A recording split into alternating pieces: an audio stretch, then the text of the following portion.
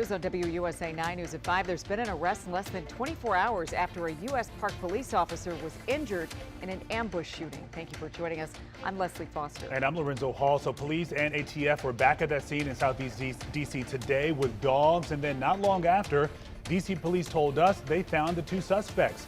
Our Melissa Kim is live tonight along Queen Stroll Place with some new information. Melissa.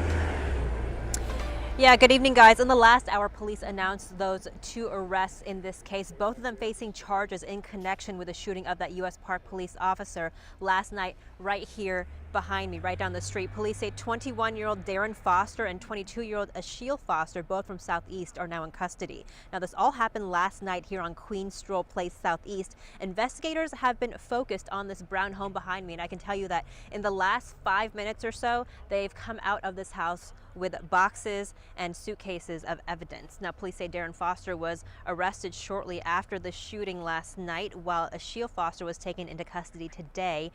Investigators say a U.S. Park police officer was sitting in an unmarked car on the street when two suspects approached and opened fire, shooting into the vehicle multiple times. Now, the officer was taken to the hospital, and has since been released. And we've been here all day, and around 1:40 this afternoon, multiple MPD units, including canines, returned to search this home and a gray car that was parked out in front. I also spoke with a woman who was heading to work just after the shooting. She described what she saw.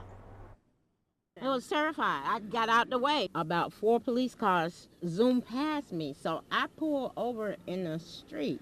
I was pulling out, about 4 more came. Back here live now, you can still see the throngs of officers outside of this, again, brown 3-story home on Queens Stroll Place in the 5100 block of Queens Stroll Place. Both suspects are now charged with an assault on a federal police officer. Now, MPD says the investigation is still active and they're asking anyone with information to come forward. We're live in Southeast DC tonight. I'm Melissa Kim, WUSA 9. Yeah.